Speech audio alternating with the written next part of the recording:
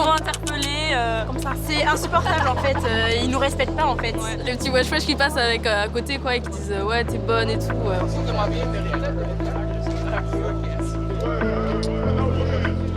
Autrefois, quand j'avais votre âge, c'était les débuts de la mini-jupe. Les filles, on les emmerdait pas. Hein. Bah ouais. C'est à cause de femmes comme ça qu'il y a des viols. Regardez comment elle a habillée. On s'habille bien, on est une pute. On met des jupes, on met des jupes, on est des putes. On parle à des gars, on est des putes. Ça doit pas s'habiller en allumeuse. Enfin, en chauffeuse. Selon vous, du coup, elle risque quoi? La violation. Voilà, la violation. Et les menaces. On va arriver vers des endroits où il y aura de plus en plus d'hommes en fait. Alors là c'est pareil, un petit salon de thé, c'est que des hommes. Un café, c'est pas pour ça. Vous voulez que nos mères maintenant se projettent avec les hommes? Arrêtez de ramener votre mentalité de français ici, parce qu'ici tout se passe bien, tout est bien.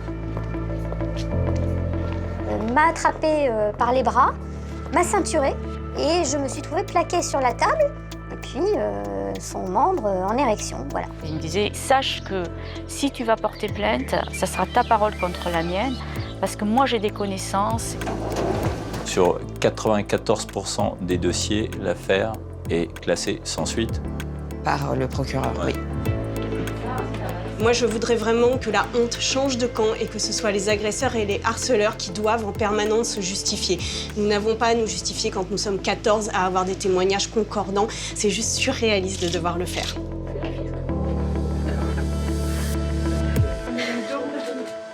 Bonsoir, pour ce 3e numéro de Dossier Tabou, nous dénonçons un fléau qui gâche la vie de millions de Françaises. Il s'agit du harcèlement sexuel.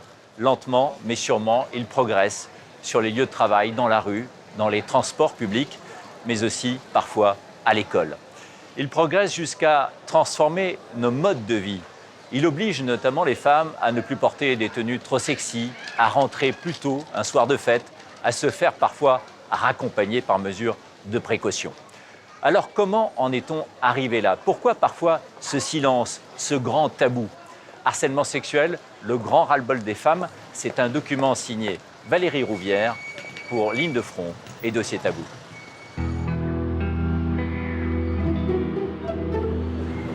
Mon enquête sur le harcèlement de rue et le harcèlement sexuel des femmes commence dans le nord de Paris, un quartier populaire, celui de Lily, une jeune dessinatrice. Elle a 28 ans, elle n'en peut plus d'être harcelée en permanence dans la rue, comme aujourd'hui. C'est moi qui nous a fait peur. Ah, c'est la sonnette? Non, mais les marches, c'est ça le problème. Et qu'est-ce qui chasse en ville alors? Ils chassent tout ce qui bouge. C'est qu'aujourd'hui, vous serez pour moi. Pour la soirée, je vais vous sortir, j'en ferai à mes amis, je vais dire voilà une gazelle. J'ai déjà pris ce soir. Bonne soirée, monsieur. Mignon. Oh mon Dieu. Lily a tout juste le temps de souffler. Quelques centaines de mètres plus loin, sur le même boulevard, elle est à nouveau abordée par un homme. Vous êtes français, non? Oui, je suis française, oui. Oui, c'est Romain. Tu as envie d'Oman, un café? Non, je veux pas de café. Sur un autre trottoir, ça recommence encore. Vous avez pas de cigarette par hasard? Non, je suis désolée, je fume pas. Mignon. Ouais, on passe notre bonne. Non, j'ai un copain. J'espère que tu ne mythopathes, c'est vraiment vrai. Je suis un peu pressée, donc je vais y aller. Aïe, aïe, aïe. Lily reste toujours polie. Elle craint que la situation ne dégénère. Un soir, elle a failli vivre l'horreur. Un homme l'a suivie jusque dans le hall de son immeuble et il s'est jeté sur elle. Comme j'ai crié très fort et j'ai commencé à lui mordre la main, donc là, ça lui a fait perdre le fil. Et je me suis précipitée ici, j'avais vu qu'il y avait des meubles démontés. J'ai pris un pied de table et puis je l'ai frappé à la tête. Et il a fini par sortir de lui-même à cause de la douleur, quoi. De jour comme de nuit, Lily tente aujourd'hui tant bien que mal de se débarrasser de ces hommes qui la voient comme une proie. Parfois, elle est même harcelée par un groupe d'hommes. Ce soir-là, ils sont 5 à l'interpeller à tour de rôle en moins d'1 minute. Pardon? J'adore ton style.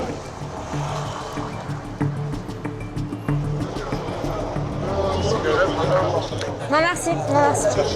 Je cherche rien, en fait. Je marche, c'est tout. Merci. Si vous cherchez la compagnie, je suis là. La compagnie, non, ça ira, c'est bon. C'est bon. Non, je donne pas mon numéro de téléphone. Donc, bonne soirée.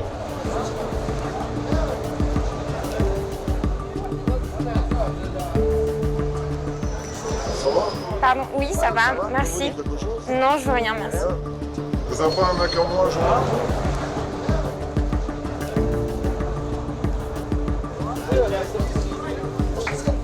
Pardon? Non, mais je pense que je vais pas répondre à toutes les injonctions parce que sinon on est dans la merde. J'en ai pour la nuit.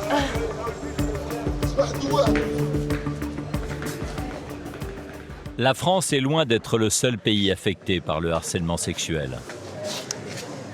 C'est même un fléau qui touche le monde entier. Dans de grandes villes comme Mexico, New York, Paris ou Bruxelles, des femmes le dénoncent courageusement, vidéo à l'appui. En 2012, la Belge Sophie Peters a été la première à faire le buzz en réalisant cette vidéo.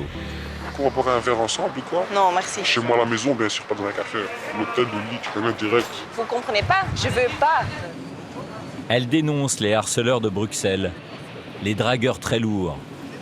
Si tu donnes envie, c'est normal, non? Alors, petit fesse. Salaud. 2 ans plus tard, une New-Yorkaise est filmée elle aussi en caméra cachée. En 10 heures, elle se fait accoster pas moins de 100 fois.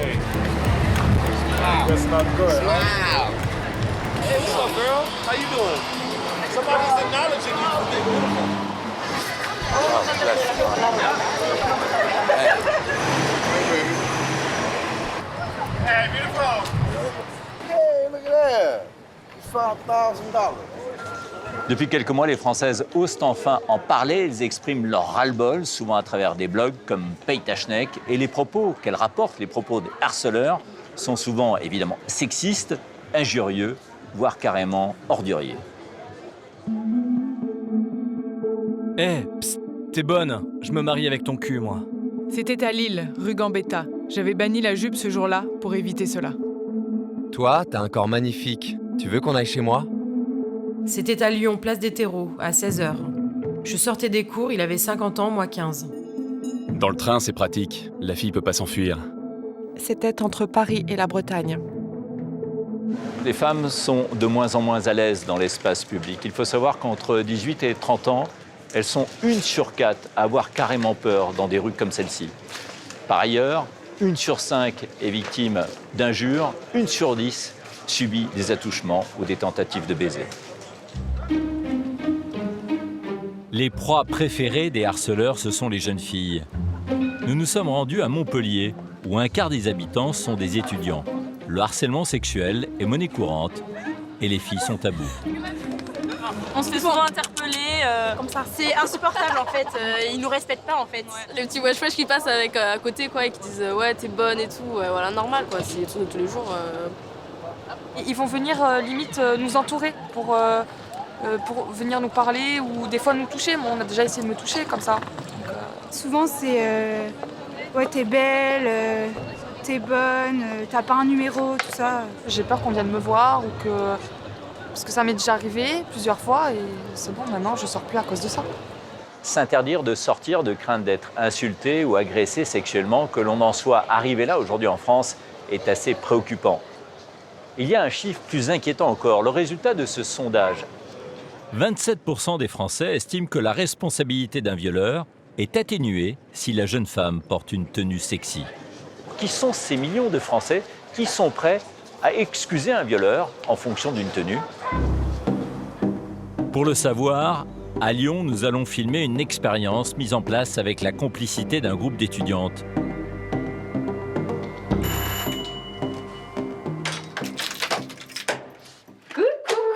Ça va? Oui, toi? Cette expérience, elles l'ont déjà faite à Dijon, dans le cadre de leur école de commerce pour dénoncer les violences faites aux femmes. Oui, toi.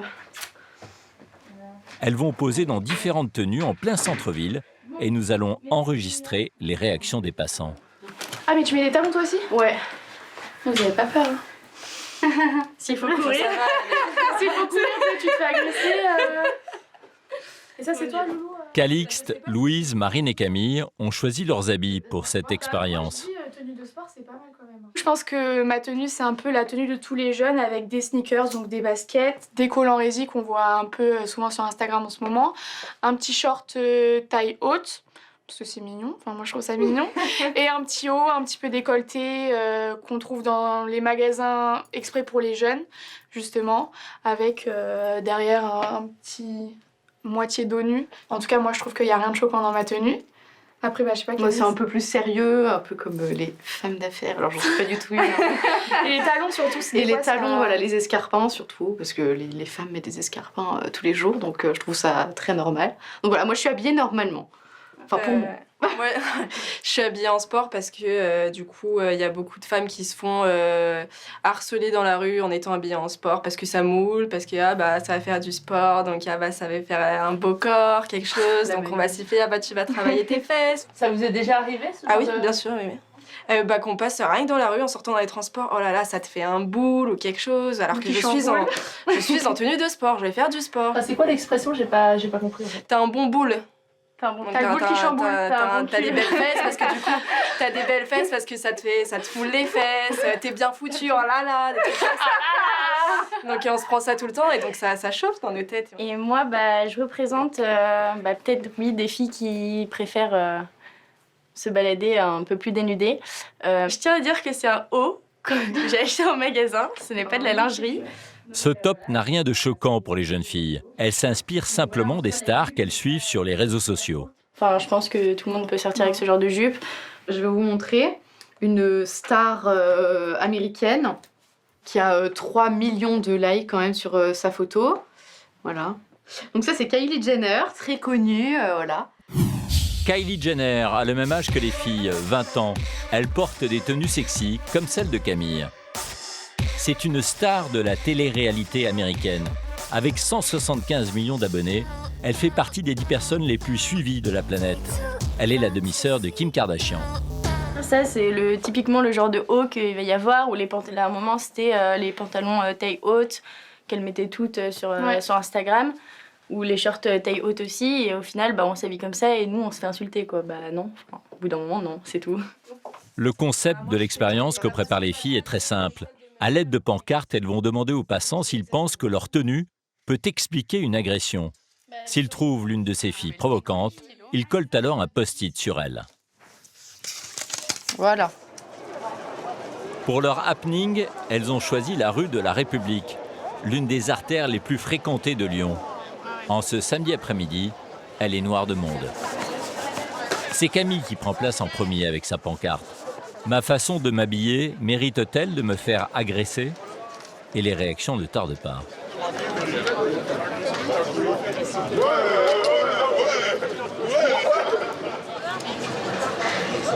Vous pensez qu'elle est habillée trop sexy, la fille? Ouais. Ah oui. Ah ouais. Ah bon? Ah ouais, sexy, elle est pas... Moi, ma femme, elle s'habille pas comme ça, moi. Ah bon? Sexy, ah ouais. Et vous pensez qu'elle mérite de se faire agresser, du coup? Non, elle ne mérite pas, je n'ai pas dit qu'elle méritait. Ah. Mais ça, c'est un facteur en plus, en fait. Parce que ça incite les gens qui sont un peu fêlés à violer. Franchement, elle, là, je te fais du mal. Provocante un peu. Comment ça vous fait du mal? Sexuellement parlant. Est-ce qu'elle mérite de se faire agresser? Personne ne mérite de se faire agresser. Mais je la voilà, quoi. Je l'agresserai bien. Ouais. Avec plaisir, je l'agresserai si j'avais le droit. Curieusement, les propos les plus violents sont tenus par les jeunes d'une vingtaine d'années. Ils trouvent la tenue de Camille choquante. Celle du milieu, je pense qu'il n'y a pas toutes les femmes qui se baladent en soutien-gorge dans la rue, mais après... Et en soirée? Même en soirée, ça fait vulgaire. Mais est-ce que du coup, vous trouvez qu'elle mérite de se faire harceler ou agresser? Non, faut pas partir dans les excès, mais j'aimerais pas que ma copine, elle s'habille comme ça. Les passants plus âgés, eux, ne voient pas le problème. L'expérience crée même un vif débat en pleine rue. Parce que moi, elle me fait aucun effet de la voir comme ça. Moi, ça me dérange pas. C'est le regard des hommes qui est sale. Parce que les hommes, quand ils sont torse nus, qui montrent leur pec, on les viole pas. Hein. On va pas leur mettre la main au cul, on va pas... Voilà. Quand on voit dans les téléréalités, maintenant les filles, elles s'assument. Ouais. Et ils se la ferment. Autrefois, quand j'avais votre âge, on venait se promener là. C'était les débuts de la mini-jupe. Ouais. Les filles, on les emmerdait pas. Hein. Bah ouais. Vous n'êtes pas provocante, vous êtes magnifiques. Vous êtes toutes magnifiques. Il y a tout de même quelques exceptions chez les adultes. Des parents inquiets. Ma fille n'est pas ici, je la vois habillée comme ça, elle se prend tout cas qu'elle est autre. Ah non. Moi, Pourquoi Moi, mes filles, il faut que ça soit habillé correctement. Vous trouvez qu'elle mérite de se faire agresser? Ah, il n'arrive pas d'être habillé comme ça, c'est pas normal. Comment ça, les gens dans la rue comme ça, parce que les hommes, c'est des salopards. Hein. Ouais, salopards, les gens. Ils profitent, une fois qu'ils ont eu ce qu'ils voulaient, allez hop, après ils appellent de but. Ouais, c'est ça les bonhommes. Les plus virulents sont les mineurs, et notamment les jeunes filles. On a le droit de s'habiller comme on veut, mais je sais pas, moi je trouve que c'est provoquant ça. Donc si jamais un mec a envie de l'agresser, c'est pas de sa faute. C'est sa faute là, c'est un peu sa faute là par contre. Moi je la vérité, c'est un peu de sa faute. D'après ces jeunes filles, certaines tenues justifient l'agression. Elles ne sont pas les seules à penser ça. D'autres mineurs s'en mêlent. C'est à cause de femmes comme vous qui aiment bien les déclarer les 40 minutes. Attends, t'as dit quoi là? Les femmes comme vous qui se font violer. Ah, c'est de la faute des femmes. Voilà. Pourquoi en fait? Parce que regardez comment vous êtes. Pourquoi? Mais je parle avec toi, pourquoi tu veux pas parler? Parce que je suis habillée en short, tu te mets jamais en short quand c'est l'été, c'est comment? Mais le jeune homme ne veut rien entendre, et il indigne les passantes. Mais je m'en fous, c'est à cause de femmes comme ça qu'il y a des viols. Regardez comment elle est habillée. C'est à cause de mecs comme toi. Tiens ta bite au lieu de faire ça. Mais tu veux que la femme elle soit complètement... Mais j'ai déjà parlé à vous. Je vous ai parlé à vous. Mais non, mais je parle à J'ai dit ce que je pense, on en prend. Je vais parler. Oh là là. Je m'en bats les couilles. Je lui dis, c'est à cause de femmes comme vous qu'il y a des putes dans le monde. Il y a des putes en vidéo qui font violer. Mais oui, pourquoi des putes? Mais vous voulez quoi? Alors, moi je suis avec elle, toi. Je suis avec elle. Eh ben je m'en bats les couilles. Bon. Vous la postcode. Ah non mais oh, quand tu me fais peur, je me fais pas te faire peur. Au bout de 45 minutes, les étudiantes mettent un terme au happening. Des jeunes filles qui crient leur ras-le-bol de ne pas pouvoir s'habiller comme elles le veulent, cela paraît presque anachronique.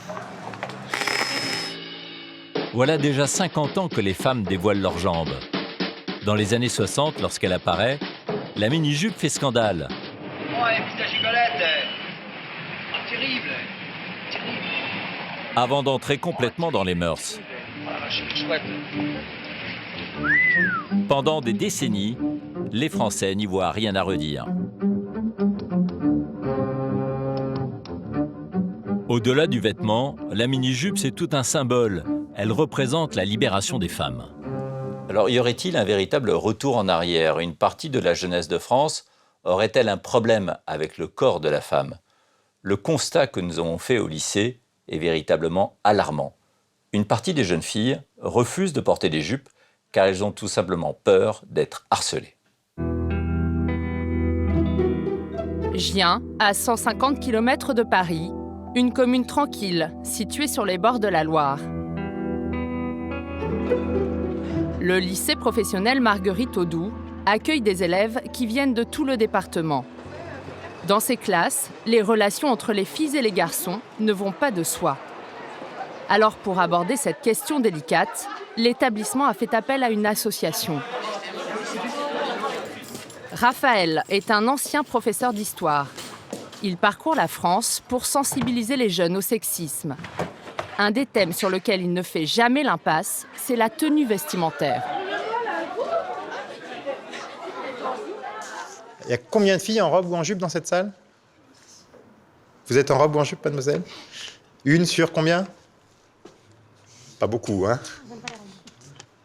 Je le vois chaque jour quand je donne cette conférence. Il est rare que j'ai une jeune fille en jupe ou en robe dans la salle. Qu'est-ce qui va se passer souvent si vous vous mettez en jupe ou en robe? Mademoiselle? Les garçons, ils regardent en dessous. Les garçons regardent en dessous ou quoi d'autre? Ou alors on est des. Ou alors? On est des. On est des... Finissez votre phrase. Non mais non. Si. Qu'est-ce qu'on est quand on met une jupe ou une robe? On est des putes. Ouais. Donc, qu'est-ce qu'on fait? Bah on se plie à la règle. On se plie à la règle, on en met de moins en moins. De toute façon, avec les garçons, on est toujours des putes, entre parenthèses. On s'habille bien, on est une pute. On met des jupes, on met des jupes, on est des putes. On parle à des gars, on est des putes. Pour eux, on est des putes tout le temps. Alors pourquoi, je sais pas, mais pour eux, on est des putes. Parce que dans une société machiste où il fallait pouvoir contrôler les femmes, la sexualité des femmes, une femme n'avait pas le droit de parler avec des hommes, de traîner avec les hommes, de s'habiller de manière trop provocante ou trop libre. Oui, mais on est au XXe siècle quand même. Faut changer les idéaux, non? Ce serait bien, on est au 21e même, mais ça avance pas vite. Je vois les choses reculer moi-même, vous voyez. Est-ce que vous préférez une société où les filles peuvent se balader tranquillement, comme elles veulent, librement, en jupe si elles veulent, ce qui est quand même pas désagréable, vous admettrez? Ou est-ce que vous préférez une société où les filles sont obligées de se couvrir de la tête aux pieds? Est-ce que vous considérez normal d'aller emmerder une fille parce qu'elle est en jupe courte, ou est-ce que vous considérez normal de prendre sa défense? Ça dépend. Ça dépend de quoi? Par exemple, si elle fait ça pour provoquer les gens. Pour provoquer les gens à quoi? Oui, pour dire ouais, pour se montrer. Et pourquoi elle n'aurait pas le droit de se montrer? Non, mais je sais pas moi, par exemple que les garçons viennent la voir pour qu'ils lui parlent, pour provoquer les garçons. Oui, vous êtes célibataire, vous cherchez un garçon, vous mettez les chances de votre côté, non? Ouais, mais non, pas comme ça. De quelle manière une fille doit raisonnablement attirer un garçon, à votre avis? Pas en exagérant. D'accord. Une jupe ou tout ça. Enfin, si elle aime bien. C'est une fille qui est en jupe d'habitude. Si elle aime bien s'habiller comme ça, ça s'habille comme ça. Mais il y a des filles qui font ça pour provoquer. C'est ce que je veux dire. Oui. Si à un moment de votre vie, vous vous retrouvez célibataire, vous êtes malheureux d'être célibataire, vous voulez trouver quelqu'un, donc vous mettez un peu plus les choses en œuvre. Non, ça vous paraît pas normal? C'est la 2e heure déjà? C'était vachement intéressant de discuter avec vous. Je vous remercie beaucoup pour votre attention et votre participation. Une femme serait provocante parce qu'elle porte une jupe. Le discours de cette jeune fille a de quoi surprendre. Mais Raphaël, lui, l'entend fréquemment. Vous avez certains jeunes, de plus en plus de jeunes, qui vont avoir un discours très conservateur, voire très rétrograde, très traditionnaliste, alors que parce qu'ils sont jeunes, on va s'imaginer qu'ils sont plus ouverts, plus libérés que nous, et on est très surpris de constater que pas forcément. Et qu'en matière d'ouverture des mentalités, de libération, il y a plutôt un recul qui s'effectue et qu'il y a beaucoup de travail à faire. Nous allons nous en rendre compte en interrogeant des garçons. 2 lycéens croisés dans les couloirs se sont portés volontaires pour nous parler. Une fille que vous voyez habillée par exemple en robe moulante, tout ça dans l'enceinte du lycée, est-ce que ça vous choque? Normalement, logiquement, dans la tête des garçons, c'est directement soit elle fait exprès pour chauffer les garçons, soit sinon elle se respecte pas, excusez-moi. C'est quoi se respecter alors? C'est des relations avec des mecs. gars. Voilà. Et une fille qui se respecte pas, selon vous, du coup, elle risque quoi? La violation. Voilà, la violation. Et les menaces pour coucher avec les garçons. Ouais. Se faire toucher. Ouais. C'est important aussi. Draguer. Exactement. C'est une fille facile. Exactement, ma soeur s'habille mini-jupe, short, etc. Que ce soit en été ou pas, si c'est pas à l'intérieur de la maison, je serais contre. Elle doit pas s'habiller en allumeuse. Enfin, en chauffeuse. C'est quoi alors une tenue de chauffeuse? Je sais pas, c'est une mini-jupe là, c'est un truc moulant. C'est ce qui fait, que ça attire le regard des garçons. D'accord. Donc la mini-jupe, faut faire gaffe quoi aujourd'hui, j'ai l'impression. Ouais, même les shorts et les bikinis. Donc c'est pour ça en été, faut pas partir à la piscine. Pour moi, sérieusement, si on est marié, on peut se mettre en bikini. Comme on est déjà marié et qu'on perd pas de temps pour attirer le regard des garçons. Aujourd'hui, il y a beaucoup de femmes qui se respectent pas. C'est mieux de s'habiller comme une femme voilée, parce que ça attire moins le regard, etc. C'est tout. Ce jeune homme tient des propos inspirés par une vision rigoriste de l'islam. La femme devrait dissimuler son corps du regard des hommes. Dans ce groupe de jeunes filles, seule Kelly, à gauche, porte encore des jupes. Justine, elle, y a renoncé, car elle s'est fait agresser dans l'enceinte du lycée. On m'a poussé contre un mur, on m'a touché les fesses parce que j'étais en robe. Quelle tenue que tu portes? Elle était longue ta robe. Sale tenue. Donc voilà. Parce qu'apparemment, c'est une habitude au lycée. Parce qu'il y a beaucoup de gars qui sont dans un couloir, tout le temps. Et du coup, il y en a même des filles qui ont peur. Du coup, ils font tout le tour, quoi. Du lycée pour aller en cours. Par exemple, on passe, alors on sait pas pourquoi, alors ils viennent nous faire des trucs obscènes derrière nous. Ils viennent, ils font comme ça, là. Ça veut dire... Ouais, j'ai envie de te... J'ai envie de t'attraper. Voilà. Ça poliment. Voilà. On aimerait bien vivre libre, quoi. On n'est pas... Des objets sexuels. Voilà.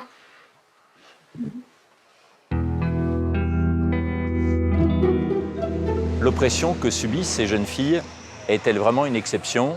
D'autres garçons en France pensent-ils vraiment qu'une fille habillée trop sexy, lorsqu'elle est violée, l'a bien mérité? Nous nous sommes rendus dans d'autres lycées à l'occasion de la journée de la jupe, un événement symbolique. Et là encore, les réactions que nous avons recueillies sont étonnantes. Enghien-les-Bains, une commune située à 11 km au nord de Paris, bien connue pour son casino au bord du lac. Au lycée général Gustave Monod, les élèves se mobilisent. C'est la journée de la jupe aujourd'hui contre les discriminations envers les femmes. Tu veux un badge? Parmi les plus motivés, Oriane, 17 ans, en mini-jupe pour l'occasion. Égalité femmes-hommes. Super. Journée de la jupe. Merci. Il y a aussi Gabin. Pour la journée de la jupe, merci. L'un des rares garçons qui a osé se mettre en jupe. Trop belle. Et Colline, une des chefs de file du mouvement. Let's go. Vous mettez en jupe les filles en général? Oui. Moi, je pense que c'est à peu près une fois par semaine, j'essaie de me mettre une fois par semaine en jupe. Ça me dérange pas, j'aime bien. Mais vous faites insulter ou pas forcément? Ça dépend des fois. Il y a des fois, c'est juste un coup de klaxon, et puis il y a des fois, ça va être carrément une petite remarque très désobligeante. Ta jupe, elle est un peu courte, machin, on voit tes jambes. Oui, c'est cool. Je sais. Parfois, ou devant le lycée, ou des petits regards, des petits sifflements qui sont pas toujours agréables pour une fille. C'est pas possible. Et au final, la jupe, ça devient pas un vêtement comme un autre. C'est pas comme mettre un jean ou mettre un petit haut. C'est devenu un truc qui tout de suite est hyper connoté, comme si on aguichait les gens parce qu'on met une jupe, alors que ça n'a aucun rapport et que c'est uniquement un goût vestimentaire, enfin un style vestimentaire en fait. Au bout de 5, 6, 7, 8, 9, 10 remarques, ça devient insupportable. Et au final, je comprends les filles qui ont peur de se mettre en jupe parce que, normalement, ton corps, c'est ton corps et t'en as pas envie qu'on parle sur ton corps parce que tu mets une jupe, quoi. Qu'en pensent les garçons? Les avis sont partagés. Moi, je trouve ça sympa, quoi. C'est pas provocateur ni rien. Y a pas de raison qu'elle se fasse insulter, quoi. Je sais pas, ça devrait être normal, on est en France, quoi. Je sais pas. Je pense qu'une femme a le droit de s'habiller comme elle veut, en fait. C'est une liberté comme une autre, en fait. Bah, disons, si elle met une jupe trop courte et elle a des jambes, je sais pas, c'est un peu provoquant, quoi. C'est l'image qu'elle donne, en fait. L'image qu'elle donne, bah, ça en fait un peu une réputation, quoi. Par exemple, on va dire celui-là, avec le collant, on pourra dire, ouais, c'est trop court, ouais, pourquoi elle fait ça et tout. On va te juger directement, en fait. Et donc, c'est une pute. Non, je rigole. Non, mais voilà, les gens, ils pensent ça. Les filles qui portent des jupes, elles peuvent porter des jupes. Mais voilà, il y a des limites. Ouais. Maintenant ça, on va dire que ça a changé, puisque les filles, elles mettent de moins en moins de jupes. La jupe semble donc tout simplement menacée de disparition à l'école. Mais comment en est-on arrivé là? Pourquoi certains garçons jugent-ils les filles sur leur tenue vestimentaire? Depuis quelques années, une sous-culture sexiste traverse la société française. Elle renaît à travers le porno, la pub et le rap, qui réduisent la femme à un rôle de simple objet sexuel à disposition des hommes. Certains chanteurs raffolent en effet des clichés sexistes. Gradure, par exemple, s'entoure de filles en maillot de bain, prêtes à assouvir ses désirs. D'autres vont beaucoup plus loin. Avec ses propos misogynes et violents, Orelsan franchit la ligne rouge en 2009. Dans sa chanson « Sale pute », il incarne un homme trompé qui veut se venger. On verra comment tu fais la belle avec une jambe cassée. On verra comment tu suces quand je te déboîterai la mâchoire. T'es juste une truie, tu mérites ta place à l'abattoir. Choqués, des associations de défense des droits des femmes portent plainte contre 8 de ses textes. Le rappeur est d'abord condamné à 1 000 € d'amende avec sursis, avant d'être relaxé en appel, au nom de la liberté d'expression. Autre chanson controversée, Saint-Valentin, dans laquelle il menace de frapper sa copine jusqu'à la mort. Où tu vas te faire Marie Trintignant, je te le dis gentiment, je suis pas là pour faire de sentiments. Je suis là pour te mettre 21 cm, tu seras ma petite chienne et je serai ton gentilmaître. Suce ma bite pour la Saint-Valentin. Booba, lui, joue le bad boy amoureux, mais pas très romantique.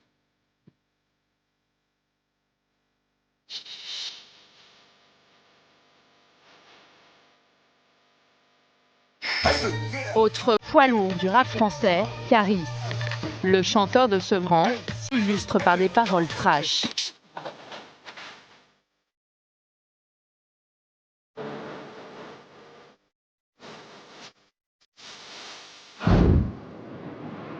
Ce soir, à La Rochelle, Caris se produit dans un club. Avec son dernier titre, il fait un carton.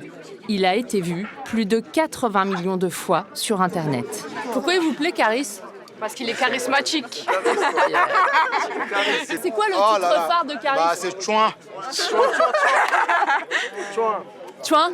Ouais. La Gola, c'est peut-être une fille bien, mais on préfère les Chouin. C'est quoi, Chouin? Ah, je voudrais pas être vulgaire. Michto, Chouin, c'est un peu la même chose. Pute, quoi. Pute? Ouais. C'est pas un peu sexiste? Ah si. Mais non, ça va. C'est pour ça que ça plaît aux jeunes, je pense. Et s'ils chantent chouin, je vais m'asseoir, je me lèverai pas. Mais pourquoi alors? Parce que si je chante chouin, en gros, c'est comme si pour moi je dis je suis une pute.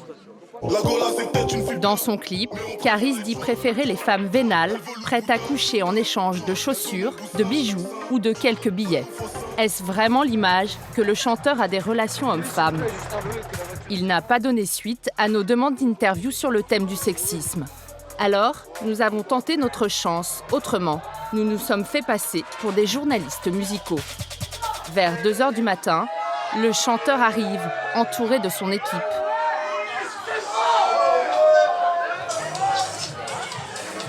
Nous n'avons que quelques minutes pour l'interviewer. Chouin, c'est une fille facile. Pourquoi cette chanson alors? Parce que c'est la réalité. C'est quoi la réalité? En fait, souvent les choses elles sont difficiles dans la vie, mais on aime bien la facilité. Vous préférez les filles faciles? Je préfère toutes les filles, j'aime toutes les femmes. Voilà, difficile, pas facile, je les aime toutes. Alors c'est pas un peu sexiste ces propos-là? Non, pas du tout, pourquoi? Pourquoi? Le fait de dire qu'on aime les filles faciles, c'est sexiste ça? J'ai pas dit qu'il faut frapper des filles, j'ai pas dit qu'il faut tuer des filles, j'ai jamais dit ça. Et c'est pas de ma faute si les femmes elles sont payées 30% moins cher que les hommes en France. C'est bien avant le morceau de chouin ça. Et c'est pas de ma faute si les femmes elles sont tuées dans le monde par des hommes pour un match de foot par exemple. C'est pas à cause d'un morceau de chouin. Ça c'est juste du divertissement, les gens ils dansent, ils s'amusent. Y a rien de sexiste là-dedans, ça c'est que dans votre tête. Vous voulez dire que vous êtes à l'image en fait de la société? Je rappe de la musique, je fais du divertissement, ceux qui kiffent, ils kiffent, ceux qui aiment pas, ils aiment pas, ceux qui veulent écouter autre chose, écoutent autre chose. Il n'y a aucune obligation. Visiblement, nos questions dérangent. Le manager nous oblige à stopper l'interview. Il va même s'emparer de notre caméra, qui finira par terre. Au-delà du rap qui présente souvent les femmes comme des objets sexuels, il y a un autre phénomène qui influence les ados, le porno, de plus en plus trash. Et le problème, c'est qu'il est aujourd'hui en accès libre et gratuit sur Internet. Conséquence, les jeunes découvrent le porno plus tôt et en consomment davantage. En 2013, les ados étaient 37% à avoir déjà surfé sur un site X.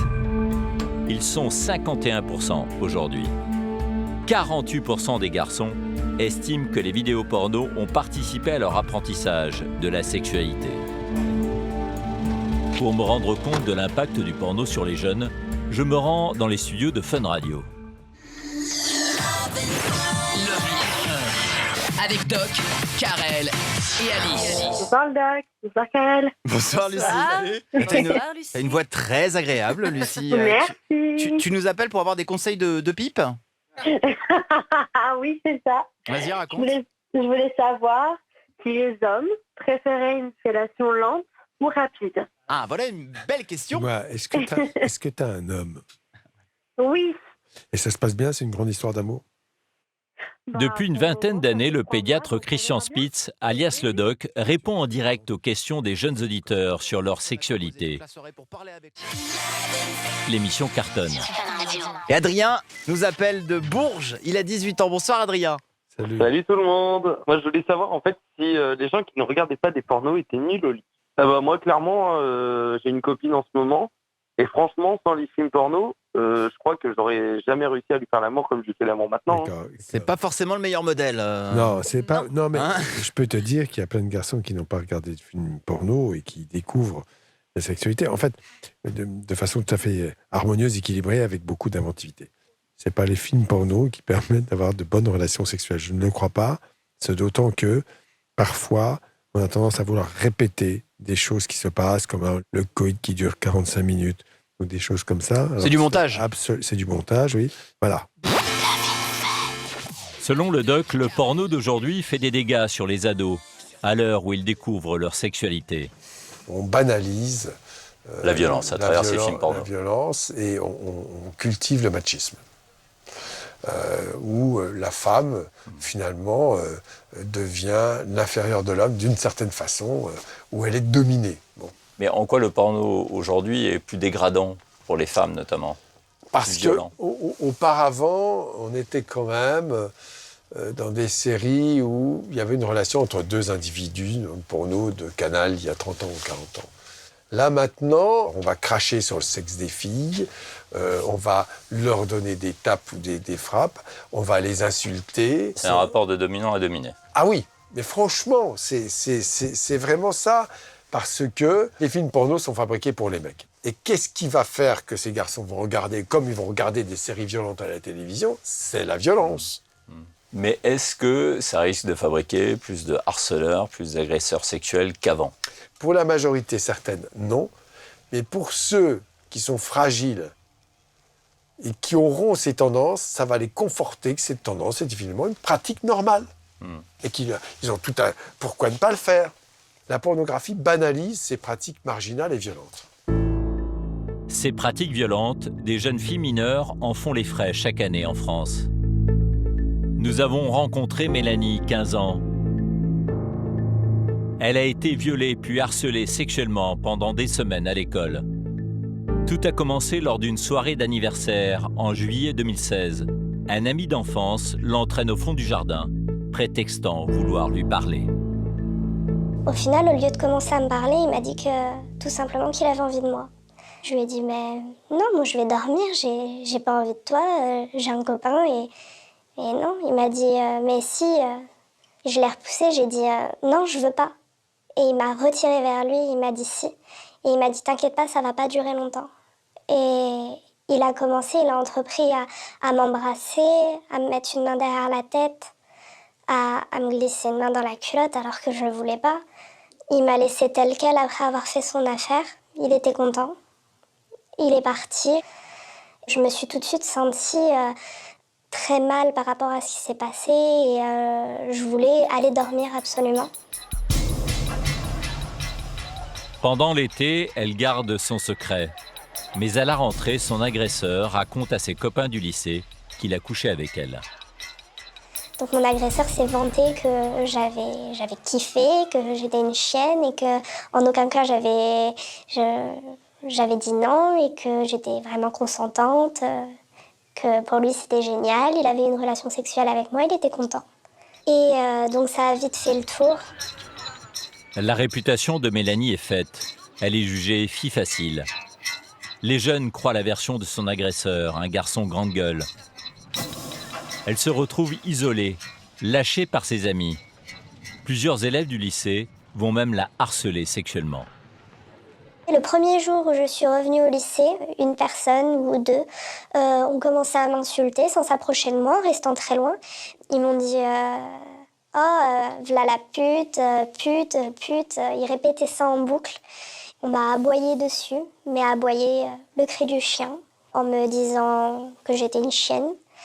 Donc j'avais les larmes qui tiraient aux yeux. Et donc du coup, le lycée, c'est devenu pour moi l'enfer. À bout, Mélanie fait une tentative de suicide.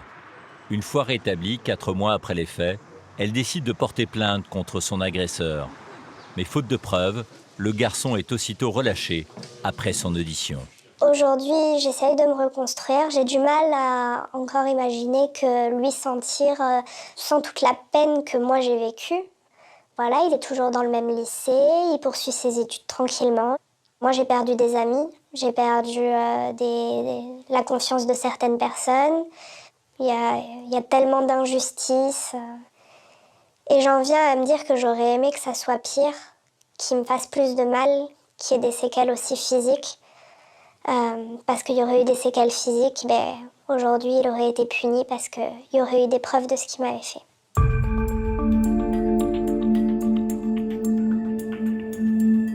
Pour échapper à ses agresseurs, Mélanie a dû quitter le lycée. Elle suit des cours par correspondance. Elle continue cependant d'être harcelée sur le net. D'après une étude de 2016 que j'ai là, 13% des collégiennes et des lycéennes font l'objet de rumeurs malveillantes à caractère sexuel sur les réseaux sociaux. Alors cela dit, au-delà du rap et du porno, il y a un autre domaine dans lequel l'image de la femme est parfois dégradée, c'est la pub.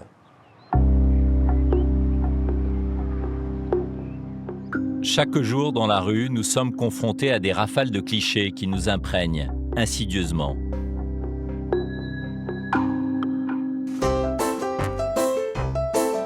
Si à partir des années 50, les femmes sont présentées comme de bonnes ménagères, je n'avais jamais vu auparavant des coloris si éclatants et un blanc si éblouissant. les 40 années qui suivent affichent des femmes en bombes sexuelles. Pour vendre n'importe quel produit, leurs corps sont exhibés. Cette publicité d'Yves Saint-Laurent a suscité l'indignation. Quelques jours après sa sortie, sous la pression des associations, elle est retirée des rues de Paris. Aux avant-postes de la guerre aux machos, Marie-Noëlle Bas, présidente de l'association féministe Les Chiennes de Garde. Depuis 20 ans, elle lutte pour que l'image dégradée des femmes ne soit plus imposée à la vue de tous. Le retrait de la campagne Yves Saint-Laurent en mars dernier est sa dernière victoire. Une femme désarticulée, sur un tabouret, comme si elle était morte en fait, avec les bras ballants, toujours ses talons aiguilles à roulettes, en collant, dans une position aussi d'offrande. C'est une incitation au viol. Et pour Marie-Noëlle Bas, la marque Yves Saint-Laurent n'en est pas à sa première campagne sexiste. Saint-Laurent promeut un sac, elle est nue, les bras en croix, on ne voit pas sa figure, elle est réduite à un corps. Pourquoi ce corps inanimé présente un sac ?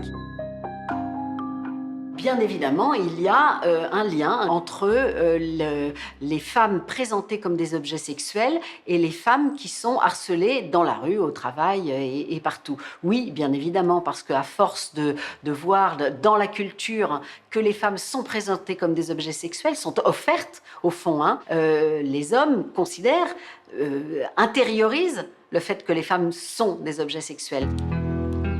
Si les publicitaires utilisent des femmes dénudées pour vendre, c'est que ça marche. C'est à la faculté de Vannes que je vais en avoir la preuve scientifique avec Bernard Roulet et Céline Jacob. Ils étudient la réaction de nos cerveaux face aux publicités. On a à peu près 1600 à 2000 publicités auxquelles on est exposé tous les jours. C'est énorme. Et à la fin de la journée, quand on demande aux personnes « Vous vous souvenez de combien de publicités ?» Il y en a 10-12 qui sont cités, pas plus. Donc ce que veulent les publicitaires, les annonceurs, c'est déjà qu'on porte attention à leur publicité, puisqu'on ne peut pas s'en souvenir si déjà on n'a pas attiré le regard. Alors pour être sûr que leur campagne attire le regard, les publicitaires utilisent des parties du corps des femmes. L'efficacité de leurs affiches est même parfois mesurée scientifiquement avec un appareil. Alors je m'apprête, sous votre direction, à participer à une expérience assez étonnante de poursuite oculaire, de eye tracking, comme on dit en anglais. Grâce à des capteurs dissimulés dans l'ordinateur, les mouvements de mes yeux vont être enregistrés pendant que je regarde des photos. Alors sur quel détail mon regard va-t-il le plus se fixer ?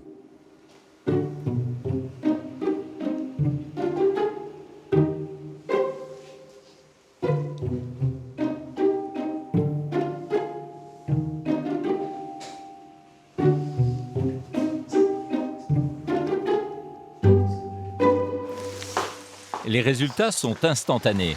Alors. Les points rouges indiquent les zones où mon attention a été la plus soutenue. Donc quand, justement, je prends une photo d'une magnifique jeune femme, bien dénudée, vous n'avez pas regardé le visage. Il y a d'autres zones qui vous ont interpellé. Oui, ici. les points rouges, c'est quand même voilà. les fesses et la poitrine. Donc, on allait dire un homme dans toute sa splendeur. Alors, qu'est-ce que nous avions d'autre comme image? Bon, ben là, encore, hein, toujours la demoiselle sur laquelle vous avez focalisé. J'ai pas du tout regardé ailleurs. Hein. Pas du tout. Ah, pas du tout. Ni la mer, ni les rochers, ni l'horizon, ni les nuages. Avec les publicités, ce test prend tout son sens. Cette marque a positionné son logo à la hauteur de la femme allongée. Celle-là, un flacon de parfum entre les jambes. En fait, c'est une tendance depuis des années, mais qui va en s'empirant. C'est-à-dire que les marques utilisent de plus en plus les zones érogènes de la femme pour faire de la publicité. Effectivement, il y a de ça quelques années, un genou, une cheville ou l'amorce d'un sein suffisait pour attirer le regard. Aujourd'hui, il faut être beaucoup plus explicite, peut-être plus voyeur encore, pour attirer les regards. La pub adore aussi faire sourire, au risque de choquer. Cette affiche qui évoque le point G est une création de BETC. J'ai décidé d'interpeller sa fondatrice, Mercedes Herra. Très impliquée dans la défense des droits des femmes, elle se dit féministe, mais défend sa pub. Notre point G, il est dans la penderie. C'est un peu sexiste, non? C'est résumer la femme à l'état d'objet sexuel, non? Ça dépend du regard que vous avez. Parce que je trouve ça voilà, rigolo, impertinent, marrant. Ça dit que les filles, ça a un goût fou pour les fringues et que notre point G, il est dans la penderie. Mais en même temps, je trouve ça rigolo de dire à un mec, tu sais, mon point G, il est dans la penderie plutôt que là où tu penses. Je trouve ça pas mal. Mais vous convenez avec moi que l'image de la femme dans la publicité, c'est quand même c'est important. Ça participe l'image de la femme, bien sûr. La progression de l'image que l'on peut avoir de la femme, qui a été souvent même dégradée. Par exemple, Dolce Gabbana, enfin, elle date d'il y a quelques années, mais c'est vrai qu'on retrouve une femme qui est dans une situation de soumission par rapport à l'homme. Vous allez trouver dans ces campagnes qui sont, on va dire, des campagnes de luxe ou de parfum, vous allez trouver tous les modes de fantasme, dont les modes de soumission d'un côté ou de l'autre. Ouais. Et ça, en règle générale, surtout les campagnes de créateurs et les campagnes de luxe ne sont pas soumises aux mêmes règles que nous. Parce que les créateurs de luxe considèrent que ce qu'ils font est de l'art. Les publicités dans les magazines ou dans la rue ne sont soumises à aucune loi, à aucune instance gouvernementale. Seul existe un jury composé de publicitaires qui s'autorégulent et dont ne font pas partie les marques de luxe. Quelles sont les limites que vous imposez vous-même? Vous auriez émis une publicité de ce genre vous-même? J'aime les idées. J'aime les idées, donc on est dans le sexe, voilà. Donc c'est pas ça, c'est la seule chose qui me choque beaucoup. Mais là, c'est une femme offerte. Non, ça me gêne pas, vous savez. Je trouve que c'est tellement bizarre ce que vous dites. Dans les films, dans les livres de photos et tout, vous voyez pas des hommes et des femmes offertes. Donc là, moi, ce qui me gêne un peu plus, je vais vous dire, c'est tout ce qui est de la logique de la maigreur. Ça m'ennuie. Voilà, le reste... En mars dernier, la mairie de Paris a décidé d'interdire les publicités sexistes dans les rues de la capitale.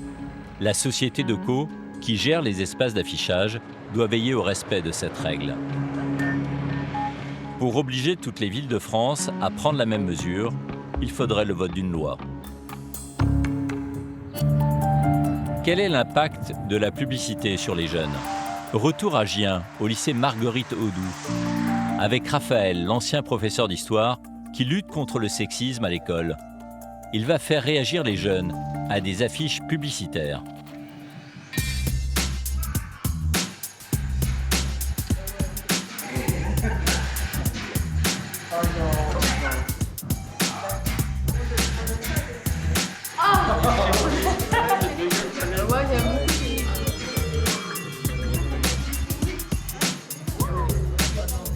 Ça, c'est des vraies pubs auxquelles vous avez été confrontés.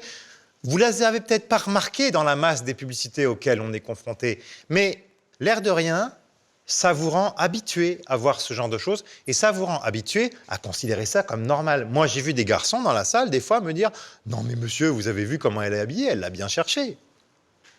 La publicité d'inspiration pornographique, ça contribue à cette culture du viol, à vous faire considérer comme normal le fait de traiter les femmes comme ça. Regardez cette publicité. La femme, on lui a huilé le corps. Elle a un corps très luisant. Il a l'air d'être en plastique. Sa bouche est ouverte, en grand, en rond. Elle a la bouche très maquillée. On dirait une poupée gonflable. Vous savez, ce sont ces accessoires sexuels que l'on gonfle, qui ont une forme de femme, auxquels des hommes seuls font l'amour. Parce qu'une poupée gonflable, on ne lui demande pas son avis. Eh oui. Regardez la bouteille de parfum qu'on a mis entre ses seins. Quelle forme on lui a donnée ? De pénis humain. De pénis humain, effectivement. Pourquoi ? Le message qui est passé, c'est que si vous portez le parfum, vous pourrez vous mettre à la place du parfum. Dans l'image en bas à gauche, qu'est-ce qui se passe ? C'est gênant. Il y a un homme qui met un doigt dans la bouche d'une femme. C'est quel doigt ? Le majeur. Qui représente, vous l'avez dit tout à l'heure, le pénis. Et puis, c'est peut-être pas très net sur l'image du centre, mais c'est la même chose à droite sans les vêtements. C'est la bouteille de parfum entre les cuisses. Là encore, si vous portez le parfum, vous serez à la place du parfum. Et oui. Selon Raphaël, donner aux jeunes les clés pour décrypter les images sexistes, qu'elles soient issues de la pub ou du porno, doit être une priorité, car elles auraient un impact sur les relations entre les filles et les garçons. Je pense que ça a une influence. Moi, j'ai un principal de collège qui n'aurait pas dû être au courant de ce genre de phénomène, qui a pu constater dans le rapport avec ses élèves que les élèves tentent des choses de plus en plus tôt, qui tentent des choses de plus en plus violentes, et puis que ça porte à conséquence ensuite sur le vivre ensemble dans le quotidien, dans des lieux d'enseignement qui ne devraient pas être confrontés à ce genre de problème. L'éducation est essentielle dans la lutte contre le sexisme. Mais comment justifier auprès des adolescents que l'on puisse aujourd'hui encore montrer des femmes soumises, offertes aux hommes, ou pire, des femmes insultées, voire menacées de mort dans des clips de rap? Le harcèlement sexuel a toujours existé dans la société française, notamment sur les lieux de travail. Longtemps tabou, il a été traité aussi avec dérision parfois. On se souvient de cette expression malheureuse, promotion canapé. Alors aujourd'hui, il sort de l'ombre grâce au courage de quelques femmes et d'affaires très médiatisées. Ce matin, dans un café parisien, Sandrine Rousseau, secrétaire nationale adjointe d'Europe Écologie Les Verts et 3 autres plaignantes ont convoqué la presse pour parler de l'affaire judiciaire qui les oppose à l'ex-député vert Denis Baupin. En tout, elles sont 14 victimes présumées à avoir eu le courage de le dénoncer publiquement. Moi, je voudrais vraiment que maintenant, les choses changent pour les femmes qui dénoncent et que ce ne soit plus elles qui soient dans un combat permanent, mais que la honte change de camp et que ce soit les agresseurs et les harceleurs qui doivent en permanence se justifier. Nous n'avons pas à nous justifier quand nous sommes 14 à avoir des témoignages concordants. C'est juste surréaliste de devoir le faire. En mai 2016, Sandrine et ses collègues créent un séisme dans le monde politique en portant plainte contre Denis Baupin, alors vice-président de l'Assemblée nationale. Elle se taisait depuis des années, jusqu'à un tweet du député vert. Pour la journée de la femme, il publie cette photo sur laquelle il pose avec du rouge à lèvres. Ses victimes présumées y voient une provocation et décident de le dénoncer. Je vois la photo, je lis le sous-titre, nausée, et je suis allée vomir. Direct. Je suis pas une petite nature, a priori. Et j'ai vraiment eu l'impression que c'était une façon de... C'était un crachat qui nous envoyait à la figure. Hélène Debost, simple militante à l'époque, dit avoir reçu des centaines de SMS salaces. Sandrine Rousseau, elle, dénonce une agression sexuelle.